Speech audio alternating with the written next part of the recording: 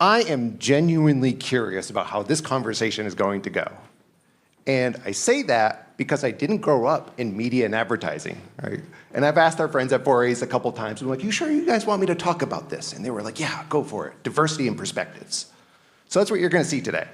I'm gonna talk a little bit about my perspective as an outsider, about media and advertising, particularly as it relates to my role in customer experience. It was one of those things where, my journey in marketing didn't start too long ago. And this is real, about 10 years ago, I had this realization that I am a marketer at heart. Right? And if you're sensing some hesitation there is. Because again, I think as someone that didn't necessarily grow up in marketing and advertising, as an outsider, I always kind of looked at it the same way I looked at car salesmen, right? It was like the say anything to make a buck type of perspective. And I don't think I'm alone in that. I think there are a lot of consumers out there that feel similar, right? They assume ads lie. They question the motives behind sponsored content, right? But I would also say, again, as someone that still acknowledges himself as a marketer at heart, I genuinely believe there is a meaningful pathway for marketing and advertising, particularly as a group or a team that owns brand and growth at the business. So this is what I'm going to talk about today. What I think it's going to be really important to do as, again, this outsider that grew up in CX is talk about especially the relationship between CX and marketing, because there's a really strong one there. And I think, again, a lot of us too, we're starting to hear CX more from CMOs. The remit to CMOs is increasingly there. But I also think we need a shared vocabulary and understanding, because I see it a little bit differently than some folks in this room probably do. But the core of it too, and kind of what Ashwini was setting up, part of my journey as someone, I left Sapient in 2016 to start an agency, Carter Edwards & Company. We built one of the most notable client lists in Boston over the span of 5 years. We were acquired by Allen Gerritsen. For those that don't know, Allen Gerritsen, wonderful place, run by wonderful people, but traditional marketing and advertising, as they saw the opportunity for brand and growth and CX. I'm going to talk about our journey through that. Right? Again, as someone in CX that grew up in product and innovation, consulting, these types of things too, there were a lot of learning experiences there. But the last thing we're going to talk about too is, there we go. The last thing we're going to talk about as well is, what it looks like for us going forward. So working with Andrew Graff, the CEO and founder of Allen Gerritsen, we wanted to be really open and transparent. Right? We're going to talk about capabilities. I don't know if that's what you guys came here to listen to, but you're going to hear it. But for those agency folks out there, folks that are trying to lean more into product innovation, CX, growth on another side of the customer journey, maybe there are some things to pull away based on lessons we learned along that process. So why should we care about customer experience? And again, as an outsider, this is largely how I saw it, right? Marketing is the growth engine of a business. And we know how that story goes. Businesses are always under a ton of pressure to grow quickly. And that pressure is handed off to marketing teams who are effectively told, all right, go out, say whatever you can to get as many people in the door as quickly as you can.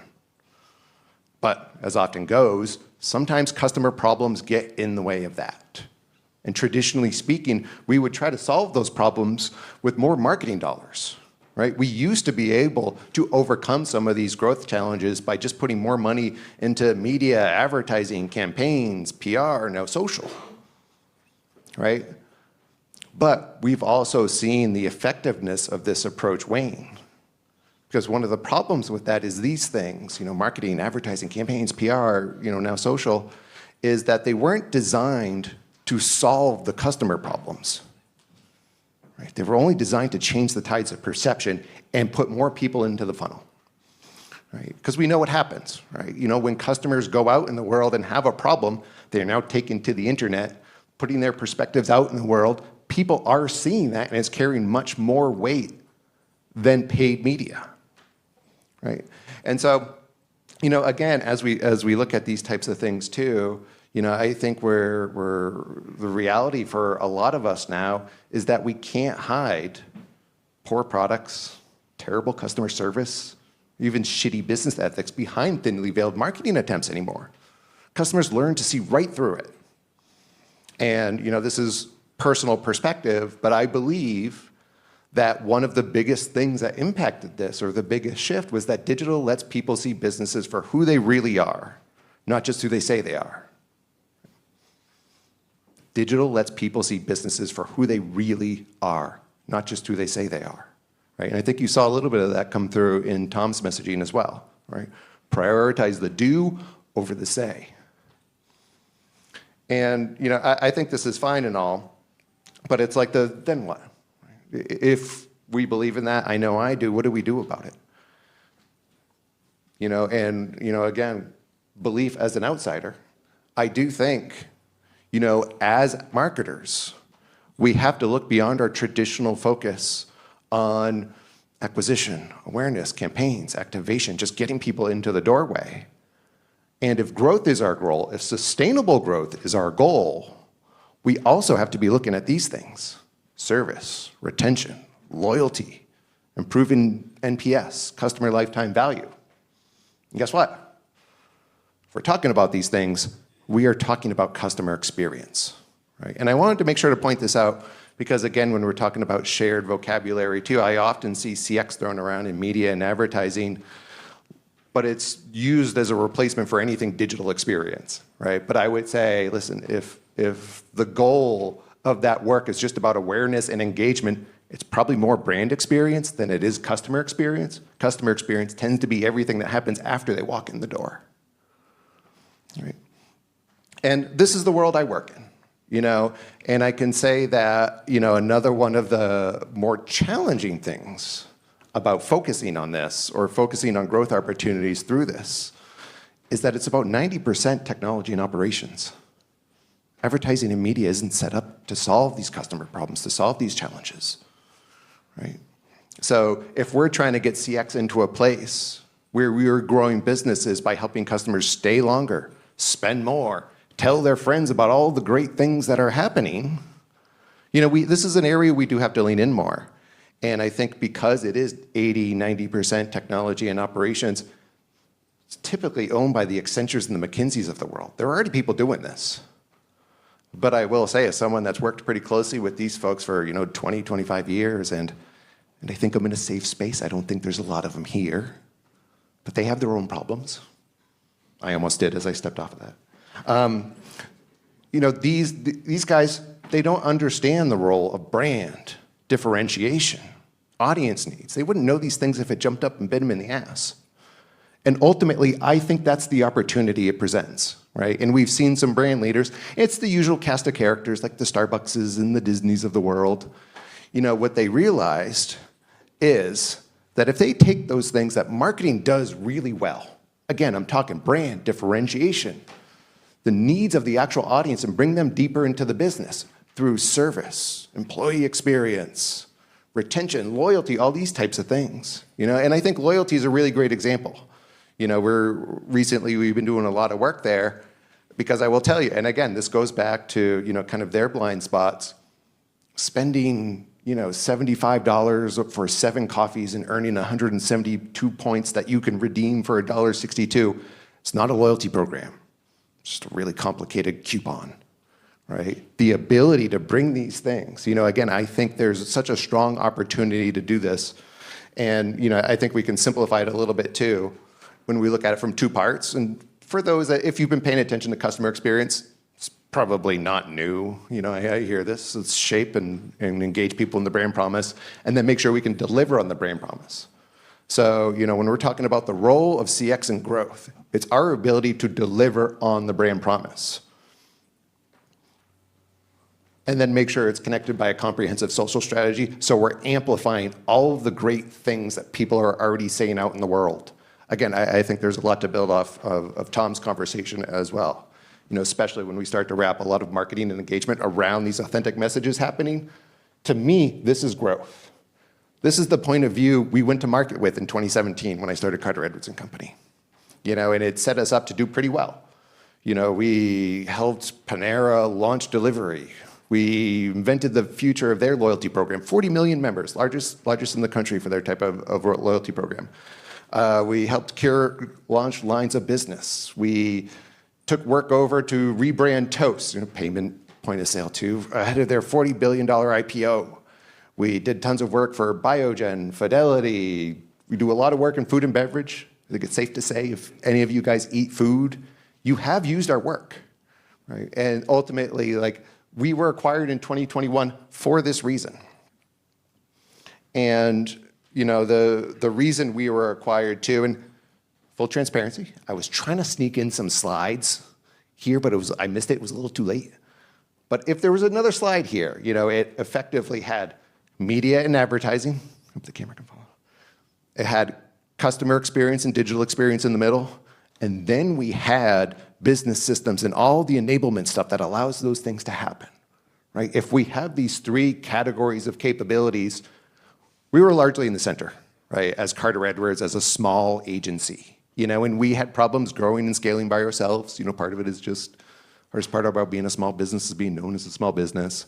But also inherently, this type of work, again, CX, product design, that kind of stuff too, we don't have the AORs of marketing and media, and we don't have these longer consulting contracts. So we needed to build on others for that too, and that was our relationship with Allen Gerritsen.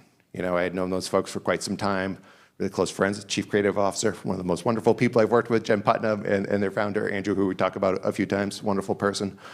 And what that did, that gave us the ability to now start to string together media, advertising, campaigns. So by the time they get to the e-commerce website, everything is set up to handle that traffic and start to deliver on the brand promise. But our intention when we did this too was to start to lean into that third category of technology enablement and operations. But what we found, what was my inner mime, there was somewhere in the middle, there was an invisible wall, a really big wall. We couldn't get through it. And it wasn't capabilities, it wasn't talent, it wasn't even people hiring us. It was culture, right? What you see at some point when you start to move from media and advertising deeper into customer experience and deeper into bringing the brand deeper into that business, culture changes dramatically, right? And the tropes are kind of true to some extent, right? When we're talking, we can simplify in creative and business. It's right brain versus left brain. It's intuition versus data, of moments of creativity versus process, jeans versus khakis. There are a lot of cultural differences. And when I say culture, what I'm talking about is just this big overarching term of things like ways of working, how we see success, where we come up with ideas, how we solve problems, vocabulary. All of these things make it almost impossible for one agency to own all of this. But remember, brand growth is our big overarching goal there. So how do we do that, right? And so the lesson learned there that, if there are agencies in here that are seeking these more holistic growth models, trying to lean into CX, that will be your biggest challenge. It won't be people hiring you or getting known for this type of work, all this kind of stuff. It's going to be culture, right? And we knew this being acquired by Allen Gerritsen.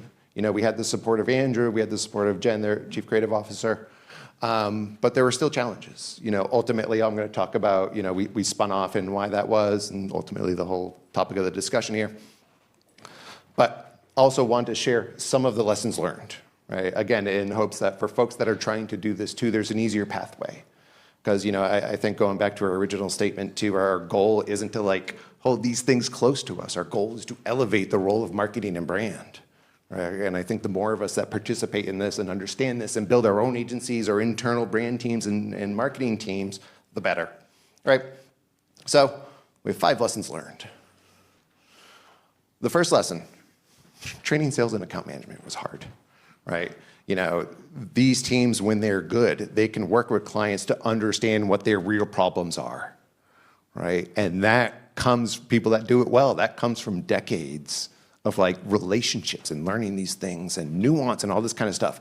It's really hard to teach that in lunch and learns over the course of a couple hours, right? So we had a really difficult time, again, bringing a lot of the sales and account teams with them, that we had to spend a lot of time educating them on the role of CX, just like I'm talking about now.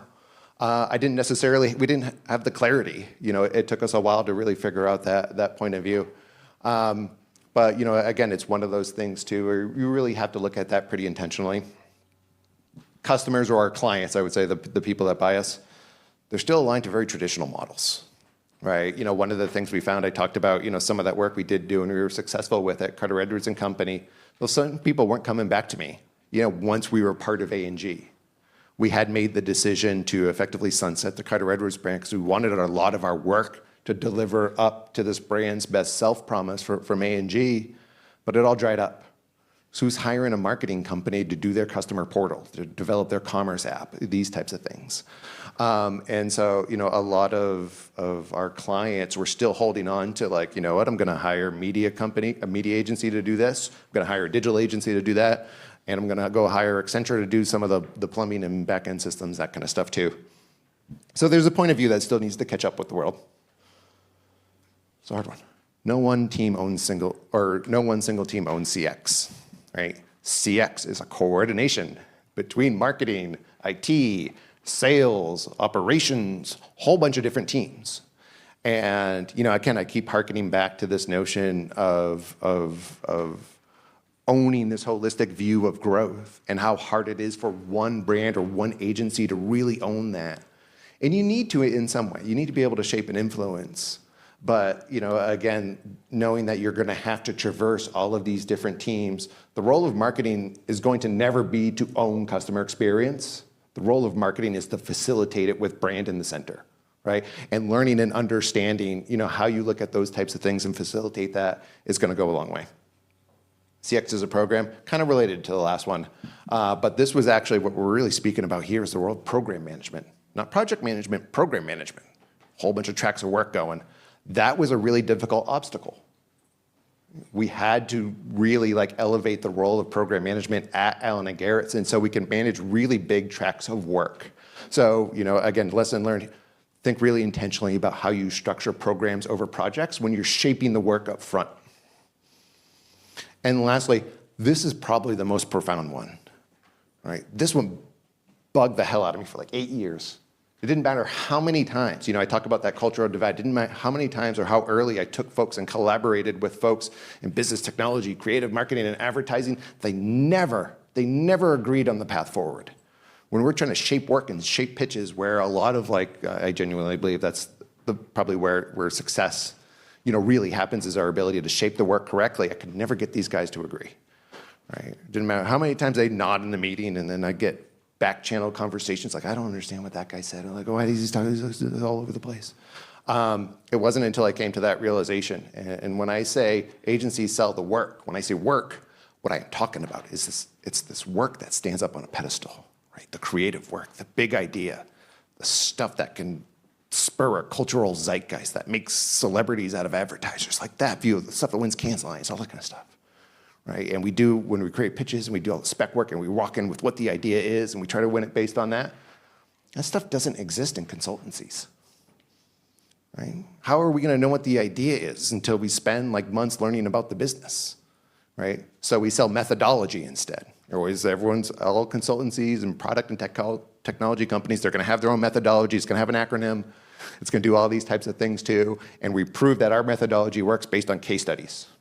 Right? And so understanding, again, when you're shaping work, when you're trying to win work, when you're trying to convince people to buy these certain services, and you have to bring in these different perspectives, understand some people are going to be really good at understanding the work, some people are going to be really good at understanding the process, bring those two together.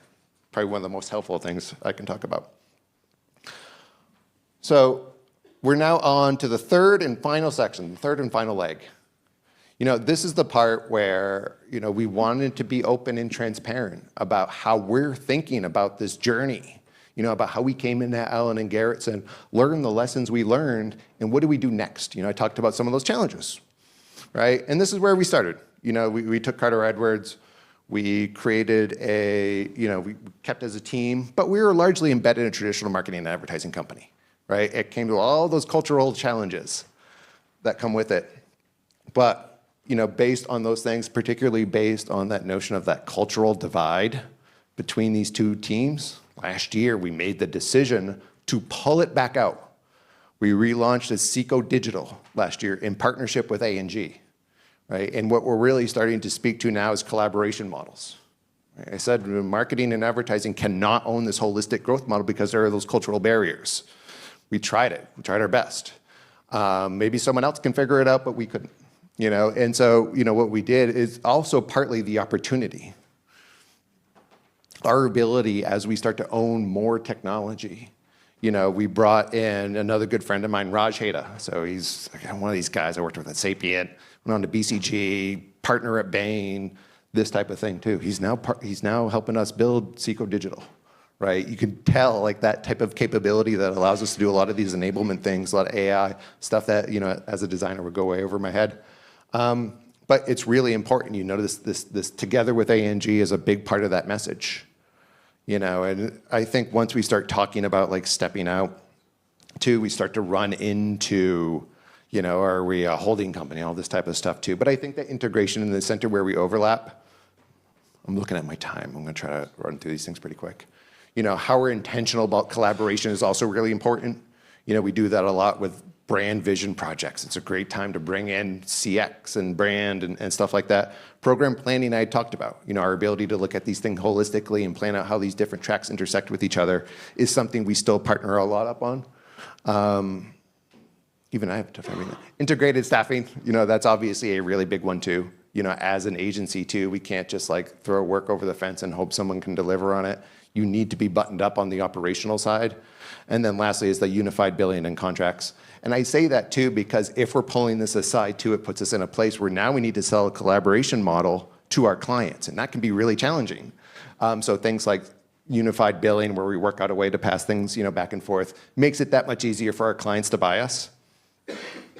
And then second to last thing I'll say too, I think probably the more important thing to get right when you're doing this stuff is to make sure you are aligned in a point of view that binds these two things together. Individually, traditional advertising and product innovation and business systems can only take their point of view so far by themselves. Combined, we can deliver on a perspective that's much bigger than the sum of its parts. And then lastly, and one of the last benefits, it makes for familiar ways for our clients to buy us. I had talked about how clients are still stuck in the traditional model.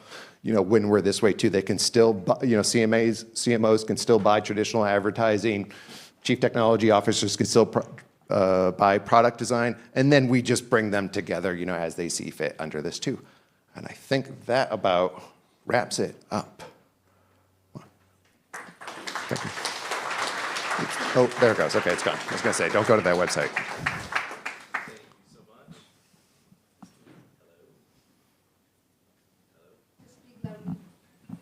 I can hear you. I will just speak loudly. Okay, so one of the questions that came in was, where does media fit within the world of agencies selling the work and consultants selling the process?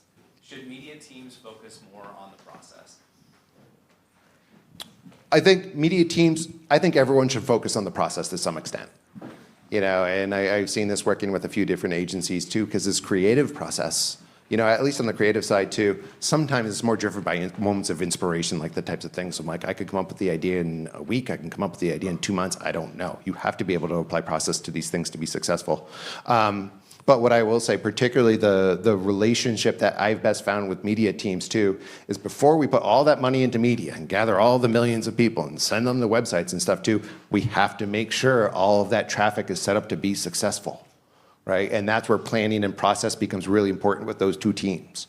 Right? If you're going to drive them to places, you have to be able to deliver on the promises media is making. Otherwise, we find ourselves in some of that original problem stuff that we were talking about earlier. Wonderful. Thanks so much, Ryan. All right. Thank you.